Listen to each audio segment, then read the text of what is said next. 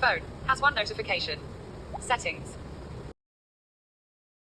ഈ ഒരു രീതിയിൽ ടച്ച് വർക്ക് ചെയ്യുന്നില്ല എന്ന് പറഞ്ഞിട്ട് പലപ്പോഴും കസ്റ്റമേഴ്സ് ഷോപ്പിൽ വരാറുണ്ട്.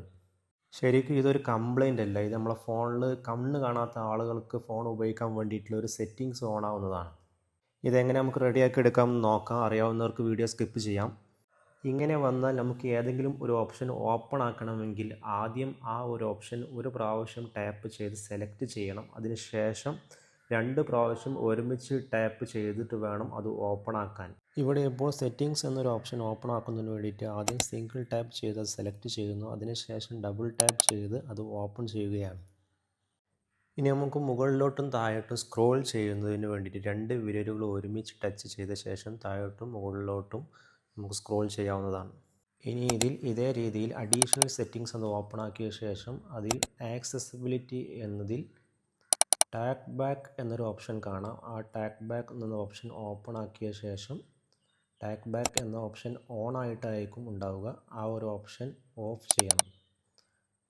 അത് സെലക്ട് ചെയ്ത ശേഷം സിംഗിൾ ടാപ്പ് ചെയ്ത് സെലക്ട് ചെയ്യുക ആദ്യം. അതിനുശേഷം ഡബിൾ ടാപ്പ് ചെയ്ത് ഈ ഒരു ഓപ്ഷൻ ഡിസേബിൾ ചെയ്യുക. തുടർന്ന് വരുന്ന വിൻഡോയിൽ സ്റ്റോപ്പ് എന്നത് ഇതേ രീതിയിൽ തന്നെ സെലക്ട് ചെയ്യുക.